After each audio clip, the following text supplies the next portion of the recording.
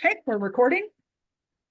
So if you have questions about the graduation stuff, check the announcement channel and Discord. Today we are talking about Linux and Mac forensics.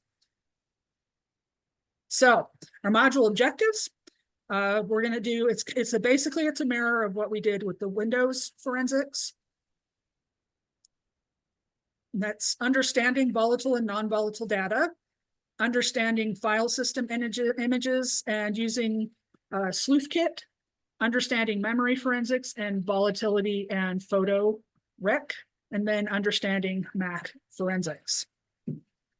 Okay, so we have our little module flow outline. So first we're going to do volatile and non-volatile data in Linux. So Linux, I think we all know this, is an open source OS that is used extensively for enterprise servers, and sometimes you can see them in employee desktop platforms in corporate organizations. Cybercrimes have been increasing in such business environments, and extracting artifacts from Linux systems is a challenging task, mostly because a lot of people don't bother to train in Linux up front unless they're in the cybersecurity or networking area. So it gives you guys a good step up. So it's important for forensic investigators to understand how to examine Linux and how you can use the Linux workstations for forensic examination. So collecting volatile data. So as we spoke about before, just like with the Windows machine, volatile data is lost when it's turned off or powered down. However, during a forensic investigation, you need to collect the data to construct a timeline of the incident that occurs. So what kind of information does this include? Host name, date and time zone, uptime, network information, open ports, open files, mounted file system information, what kernel modules are loaded, user events, running processes, swap areas and disk partition information, and kernel messages.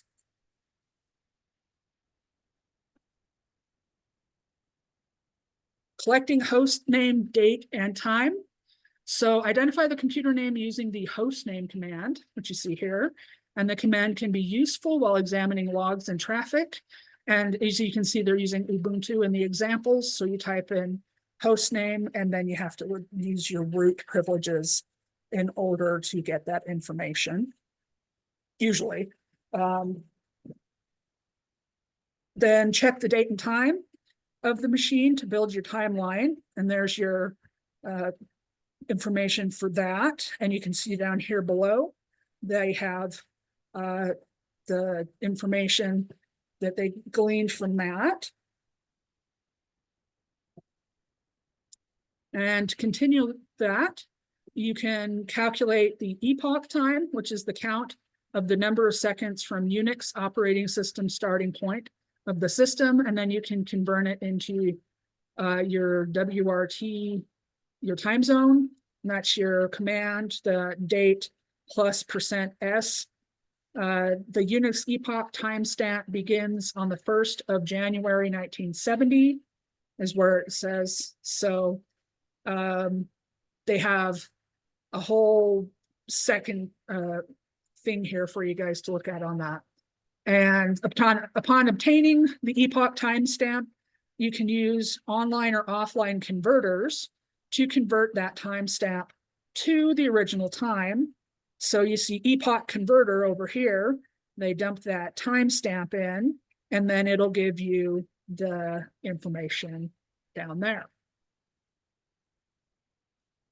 Uptime data. So uptime command in the Linux system displays how long the system has been running since it last restarted. This command also returns the current time, number of presently logged in users, system load averages, etc. And you can see over here, it's got a nice little dump of everything in there. And you can see some red circled points of interest in there that you would want if you're an investigator. Network information. So the following syntax displays network interface controllers, or NIC cards, and the associated IP addresses with them. So it's IP space address space show. And then we have a little note. State unknown NIC is operational, but there's no connection. And then the state up NIC is operational, and there is a connection. So that's why it's showing that information there. The low ENS33, those are the two names that they're pulling for the NICs. And the low is on the top, and then at least I think that's an L. That looks like an L. And the ENS33 is the one on the bottom there, and you can see the information for that. So an attacker can sniff a network for devices that are in promiscuous mode and view all the network packets. To identify promiscuous mode, you can use the following command. So there's one difference here that you're going to notice. So do you remember in Windows you have IP config? Well, remember in Linux it's IF. F is in Frank config. So remember when you're working on Linux, IF, Windows IP. So you have IF config interface, and then you have to disable promiscuous mode, IF config, the interface name, and then dash promisc. So you'll see that down here, they realized that LO was running in promiscuous. So they put IF config low, and they're trying to see if it's in promiscuous mode. Oh, yep, there you go, it is. So if you want to turn that off, you would run that second command.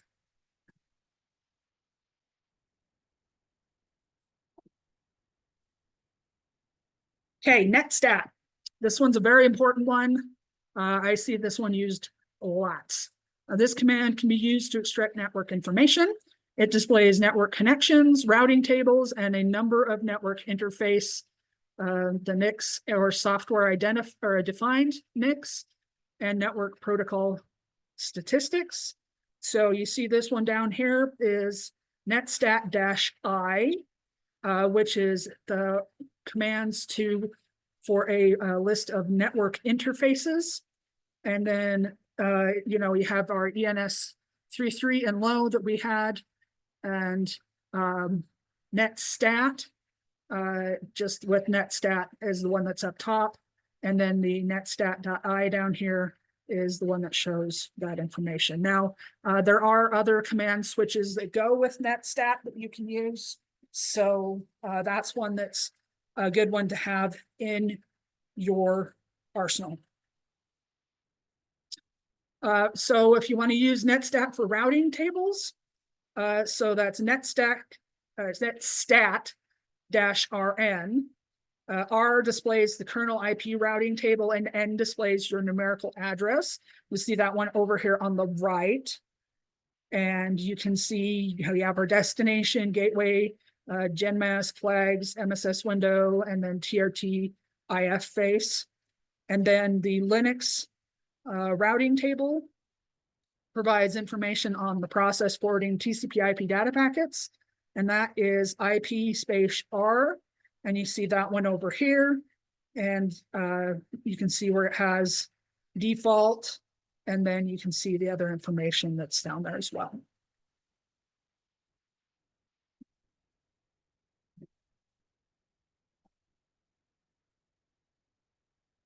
Collecting open port information. So open ports can be vulnerable, and attackers use them to exploit a machine or a server. To gather information on open ports from the system, use the following command. So for a TCP port, we're using nmap dash, and these are case sensitive, lowercase s, uppercase T, that's your local horse. It's not a local horse. I'm doing great with that one. Local host. If you're managing to look up horses, that is some very special commands indeed. UDP, that's SU, and that one is SU localhost. So on the left, we have our TCP port, And on the right, we have our UDP port.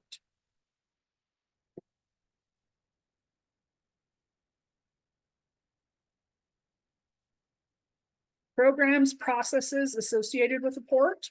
So to detect intrusions, it's necessary to collect your open port information.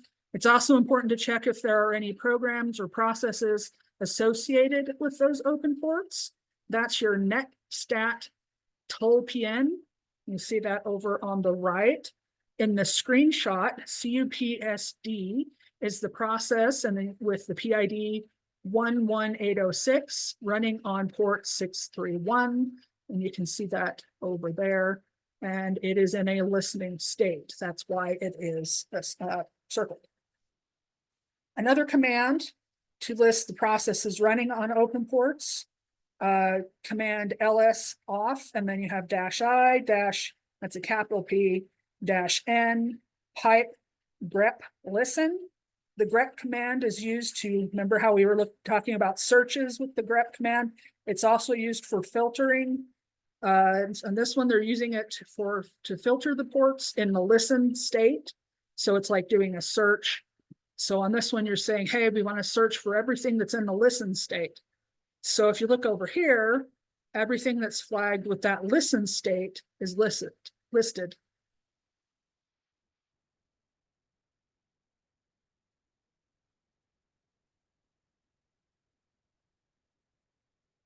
Okay. You can run lsoff command to listen to open files, as well as active processes that opened them on the system. So that's that lsoff. And then to list the open files for the user currently logged in, lsoff-u, and then whatever the username is that you want. So if you want, say, the ones for root, you can see that that's what they're doing down below. Viewing running processes in a system. There's the PS command to view the processes running in the system. It provides a snapshot of the current processes along with detailed information like the user ID, CPU usage, memory usage, and the command name. You can check the process tree to determine any suspicious child processes and dependencies. So you can see down here, they're using root as the example, and then you can see the information down here as well. All right, next on to collecting non-volatile data. So this is the non-changing stuff that you get when your machine is turned off. During forensic investigations, the investigator should collect non-volatile information, such as system information, user login history, system logs, and hidden files to construct your timeline analysis of an incident that occurred. So what is included? We have our system information, kernel information, user accounts, currently logged in users and login history, system logs, Linux log files, user history file, hidden files and directories, suspicious information, file signatures, file information obtained using file and string commands, writable files obtained using the find command. So when we're collecting system information, you can use the cat command with the, on this one, it's got the proc CPU information. And this is the command to view the details about the CPU on a machine. You can see everything listed below right there on that. And then there is the cat proc self mounts. And this is to view the mount points for mounted external devices. This is important if you're doing, if there's any like virtual machines, they're mounted like this, and you can check those through here as well. It's also if they have any like thumb drives or anything like that mounted. Hey, look at that. Somebody actually remembers some of the commands. Kernel information. So use the following commands to check the Linux kernel version, uname-r or cat proc version, or host name ct1 pipe grep kernel. And you can see the different ways that pulls it out down below. And it gives you basically the same information. It's just looking for it in a slightly different way. User account information. So remember how we talked about it's really important to find user account information for our timelines, as well as picking the dates out, because we want to match the timeline and the user account information so we can pinpoint who did what, where, when, and hopefully why later on. So user account information is really important. The etc password file running on a Linux system stores local user account information. Analyzing the etc password file allows the investigator to view the user accounts on your system. So if you do the cat etc password command given to list only usernames in the output, and then you see a nice little list there. Each line in the output represents the login information of a single user and includes 7 fields separated by a colon. You can observe the following about the output format of the etc password file by analyzing the first entry in the screenshot. So root username, X password, so X denotes that it's encrypted. 0 user ID, 0 is reserved for root. 0 is the group ID. Root is user ID information. /root is your home directory. And then bin bash is the absolute path to the user's login shell.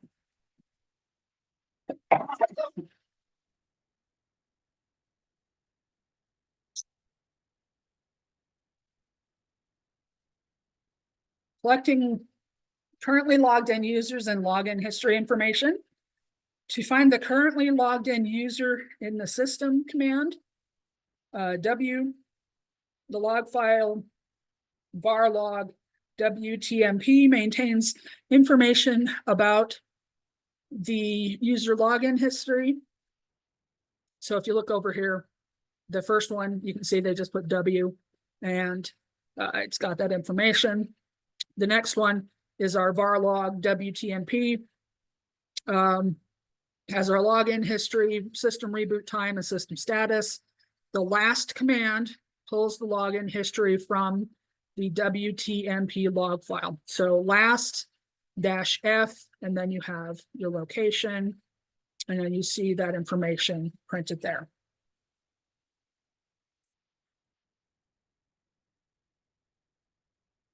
So there's the var log auth log file, logs information related to the user's authentication and authorization events, user remote logins, sudo logins, SSH logins, etc. So that's your cat var login auth log. And the following command filters out sudo commands. That's grep sudo var log auth log. So the very first one on the left is that cat var log auth.log, and then the other one shows where sudo has been put.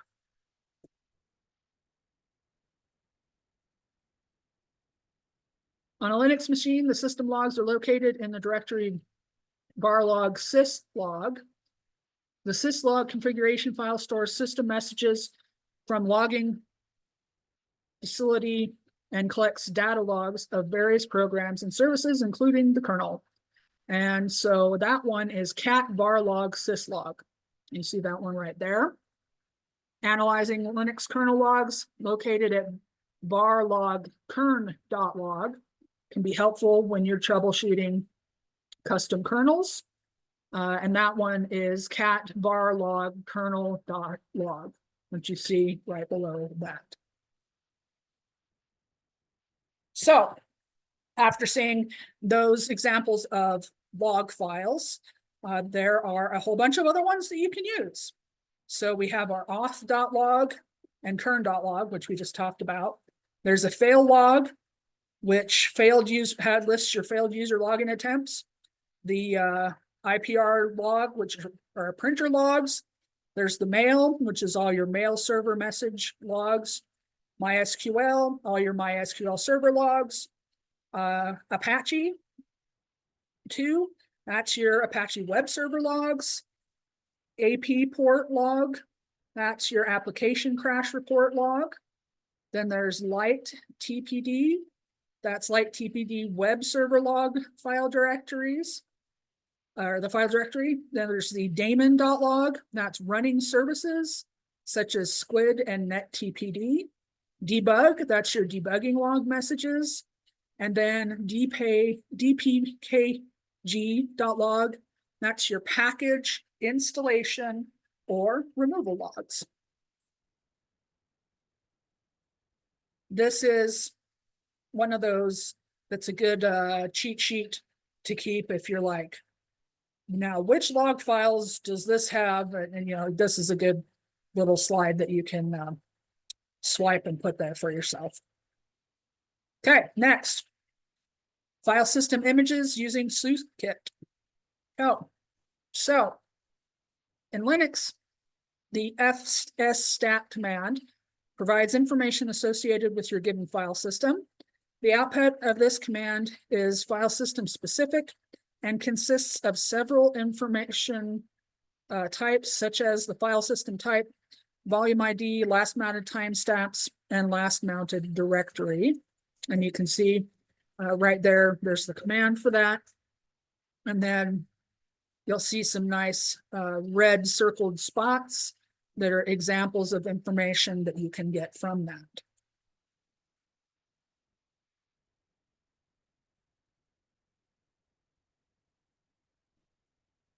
There's the file system analysis using SleuthKit with FLS and ISTAT.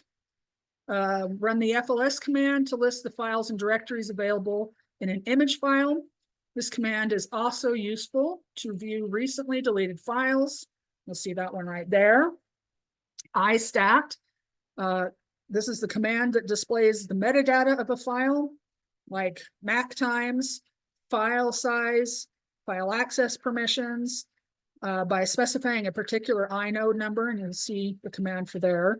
And then you'll see they have the inode listed, and then they have a nice red circle around the information for that.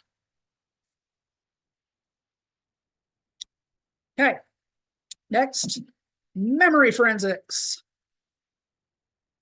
So memory forensics involves forensic analysis of RAM dumps captured from a running machine. Forensic analysis of RAM dump provides insight into processes running in the memory network information, unauthorized access to the system, loaded modules, recently executed command, injected code fragments, and a whole bunch of other stuff. Such information help the investigator uncover malware attacks or any other malicious behavior that has occurred on this target machine. Note, the investigator should proceed with forensic examination based on the information and events recorded by the incident response team. Malware analysis using the volatility framework. So after you acquire your RAM dumps from your target machine, the investigator should analyze those dumps using tools such as volatility to identify the occurrence of malicious activity. To examine memory dumps using that framework, the investigator should create a Linux profile that matches the kernel version of the target RAM dump, which is then used for analysis. The PS list plugin lists all the processes that were running on the machine when the memory dump was captured. And you'll see the Python script run there. And it has a nice list of the stuff that you need to type in. And there's a note that says, in this case, the Linux profile is Linux Ubuntu, and that's the version type listed there. And it's an x64 instead of a 32. And then you'll see over here on the right, an example of what that would look like. Use netstat plugin to search for malicious network communications. And you can see the Python for that.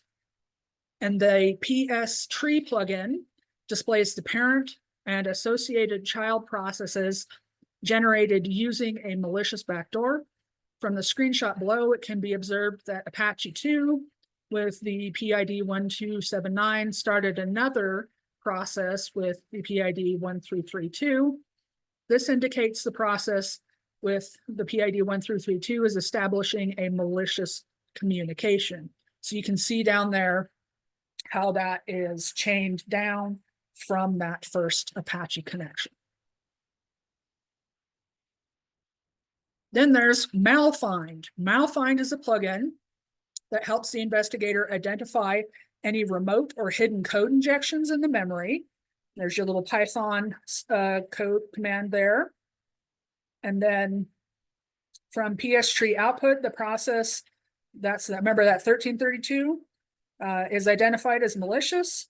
And then you can use the Malfind plugin to check whether this is a legitimate process.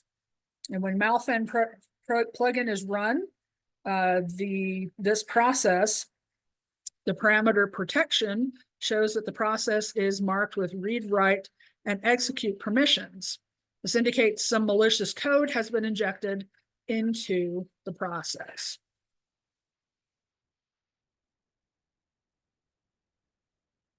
Okay. Next, we talked a little bit about carving in Windows. So this is carving for Linux. Carving memory dumps using PhotoRec tool. PhotoRec's an open source tool which uses data carving techniques to recover deleted files or lost data from a drive or an image file. Memory dumps contain volatile data pertaining to logged on users, shared files, etc. Identifying and extracting these files allows the forensic investigators to perform a more detailed investigation. So here's an example of carving from the memory dump. Run PhotoRec tool and then execute the below command. So we have PhotoRec, and then we have, that's the command, and then we have our image file name. And you see that over here, PhotoRec, Ubuntu, and then you have that. And that is how you start to run that. And then it looks like we continue off here. I figured that was just an example. So this is just to get you started up with that command. And then you can use anti-malware tools to scan the data that you extracted with that process from the memory dumps for viruses. This enables the detection of any malicious data in those memory dumps that could be helpful during the investigation. So on the left, extracting data from the memory dumps with PhotoRec. And you can see those here. On the right, shows you what data was recovered from that image file. All right, lastly, we're going to talk about Mac forensics. Do we have any questions on the Linux information? I mean, we've done a bunch of Linux stuff before, so I'm hoping that that will kind of ring. Okay, good. Introduction to Mac forensics. The ever-increasing adoption of Mac systems has made them a primary target for malicious attacks. The advancement of malware tools and lower availability of security tools for Mac OS-based systems has further expedited these threats. In order to identify an attack or prove guilt, investigators require evidence, such as the presence of malware, unauthorized logging attempts, and connectivity to malicious servers and websites. Mac systems store all such evidence data in your log files, directories, configurations, application histories, etc. And investigators need to extract that data to use them to create a timeline to figure out what happened. Therefore, to carry out an effective investigation, investigators should possess in-depth knowledge of Mac OS, its file system, libraries, and directories. So they are right, there is more and more need of Mac forensics, and especially where it ties over to mobile forensics. So Mac forensics data on the top. Detection of the system version, which is very important because each version is just a bit different. We have view the system version PL list file, and we have the location there. Then how do you find your timestamp? Use the command line input stat to find your timestamp of any file. So here is how you use that. We have the stat, and then we have the switches there. Application bundles. These are special directories that store application data and are hidden from the user. Analyze these bundles to identify malware or other suspicious data. Evaluate the executable codes to check if something is wrong with the application. Okay, then we have Finder. It's the default Mac application that helps find specific files and folders. It also helps in sorting out in the required order, things in the required order, and then you can kind of see an example of what that looks like there. So, what kind of forensic data do we need to look at? User accounts, file systems, and then basic security modules. The user account data is stored in the user library folder, which is users, username, library. Collect information like modification access and creation time for those accounts.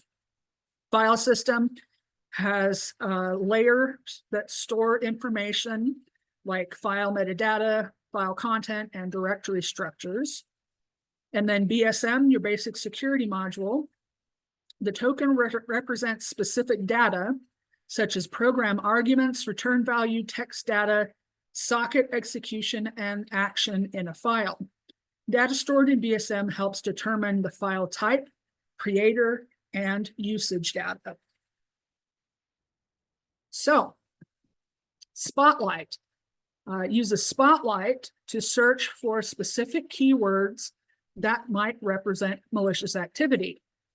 Home directory stores the authentication data, such as login attempts, that's success and failure of all users. This helps investigators in determining all the attempts made to bypass security measures along with their relevant timestamps. Time Machine, this is a backup tool that stores the contents of the hard disk. It includes a backup alias file containing the binary information related to the hard disk used to store the backups. And then there's Kext. macOS can incorporate additional capabilities by loading kernel extensions. And then it analyzes the system for kernel extensions. Next, we have the different types of apps. There's Apple Mail, which stores user email in the user's library mail directory, and then it saves the email in the EMLX format, where each email is stored as a file in ASCII. Use email extractors like Email Extractor 7 and Data Extractor to analyze any email data. Safari, okay, Safari, if you don't know, it's their generic web browser. You can load things like Mozilla and Chrome on there, but oh, sorry about that. But Safari is the default. Data such as browsing history, download history, bookmarks, and all that can be used as evidence, and it is stored in the history PL list or P list. Downloads is .plist and bookmarks .plist, and that is under the user library Safari location. Then there's iChat, which you can check for any saved chats, and then you have the location there. And then individual applications are stored under username, on date, at time, .iChat for that. Then there's command line inputs. So macOS records commands in the bash shell and stores them in the file bash history. It uses the tail bash history command to view the most recent commands that have been run on the suspect machine. And here is a nice big screen full of Mac log files. So you can go through those if you're in need of a list of MacLog file types. This is a nice list of where your different Mac directories are. Okay. APFS analysis, Biscus APFS capture.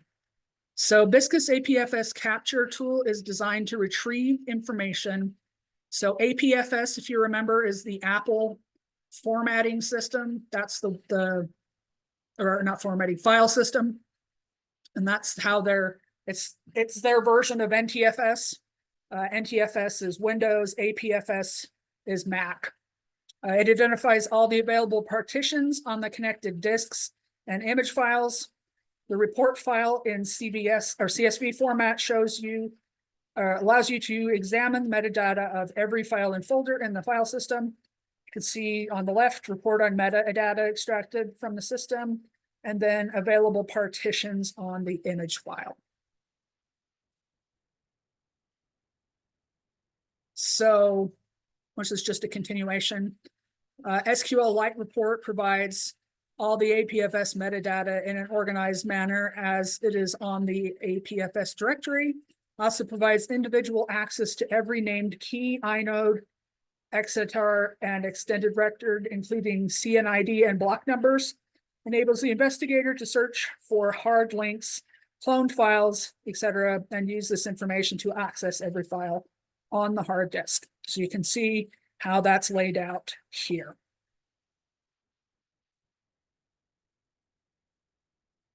Then there's Spotlight, which you can use to parse your metadata. Spotlight is a built-in indexing system on macOS, and it creates indexes of all your files and folders on the system and stores the metadata of every file or folder on the disk. On macOS, Spotlight can be accessed by pressing the command plus spacebar.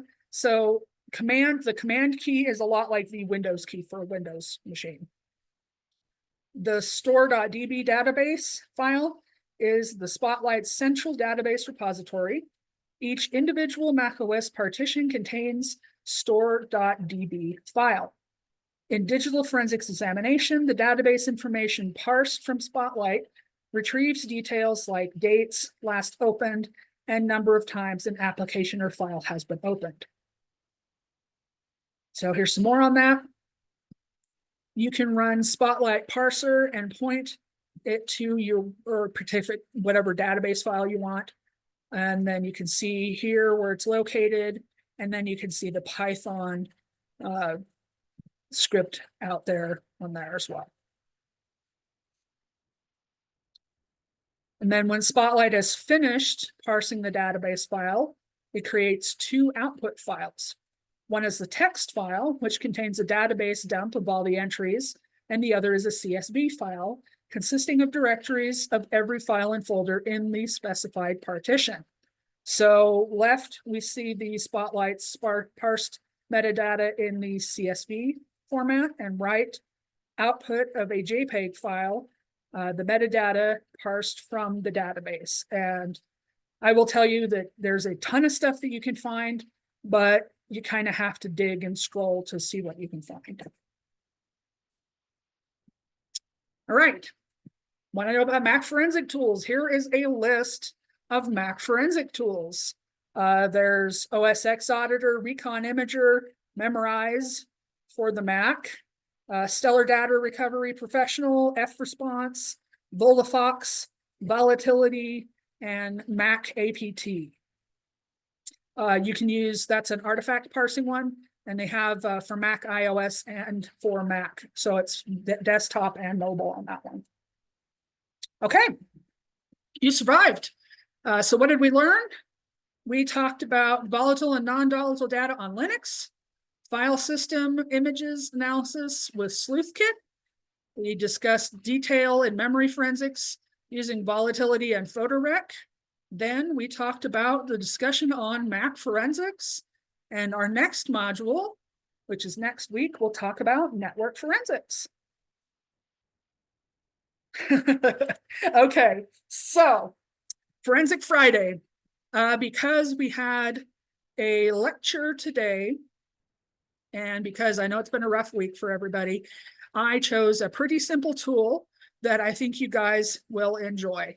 So if you look out on week 4, you'll see Forensic Friday Lab 2. It's due on Monday.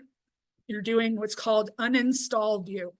So a lot of people don't know that Windows uninstaller, sometimes it just doesn't work to uninstall things cleanly or correctly. If you've done any sort of field work with IT or help desks, you probably have run into this. There's a couple of different ones out in the field that you can use for this, but this one's a lightweight one that I thought you guys would enjoy using. So you can go out, and it is under course documents, additional resources. And in our forensics tool folder, I put a link to the zip, and it's a very fast download. Click on that uninstall view right there. And that'll download the zip file. Oh, is that one that you've used? BC uninstall, is that what it's called, Jeff? Cool, okay. Do me a favor and put a link to that out in Discord.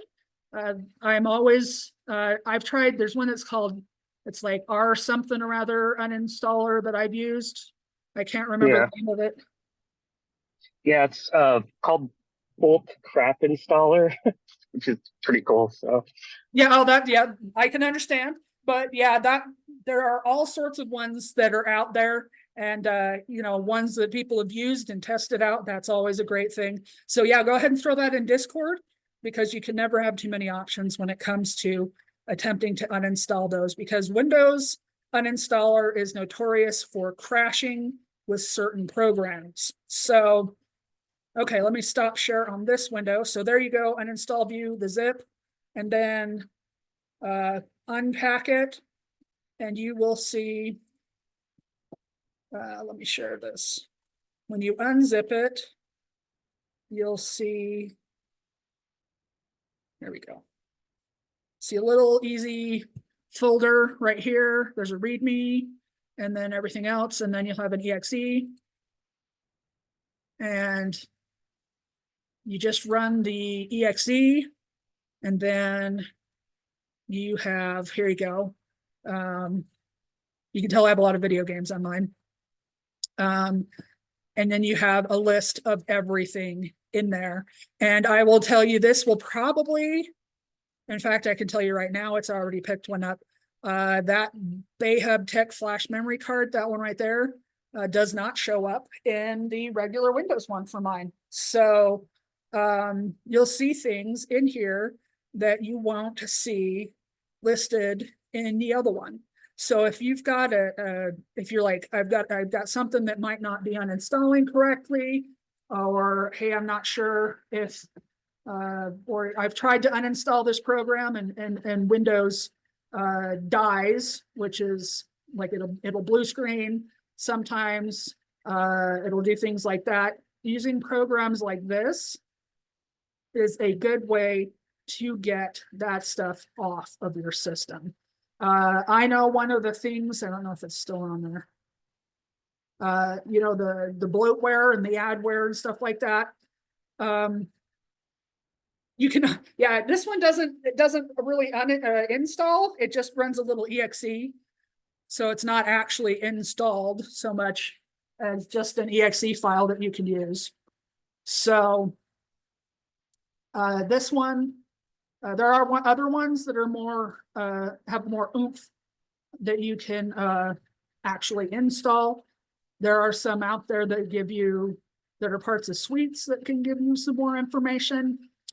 I just wanted you guys to have something simple and easy that you could play with and look at your stuff and see, hey, can I find anything in here that's not on my Windows section?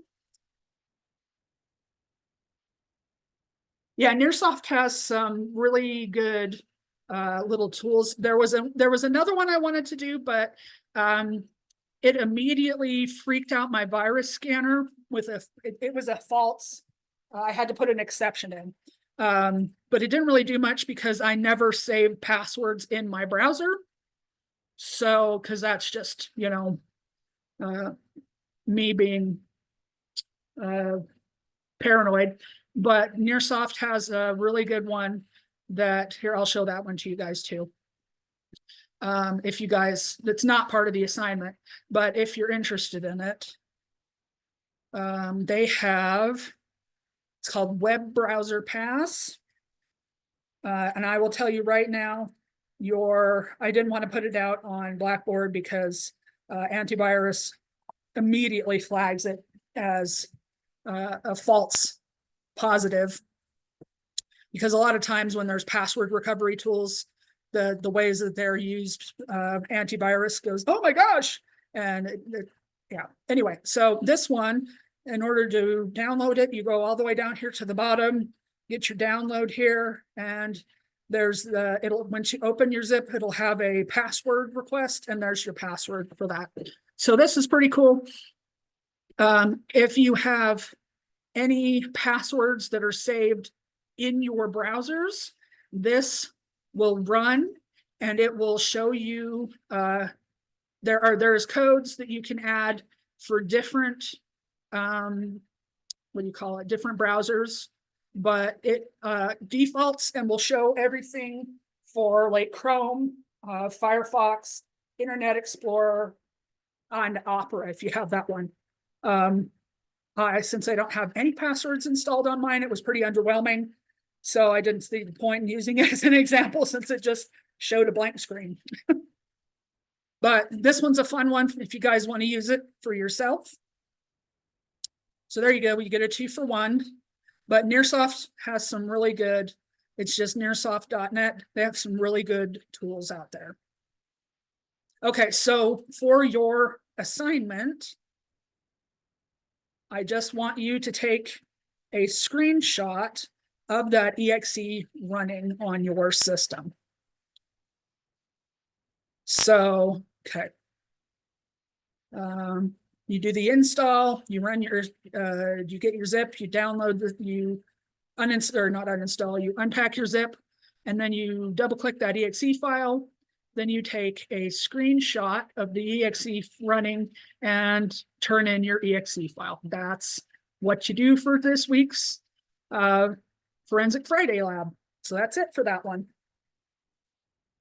Does anyone have any questions? Anyone have any problems?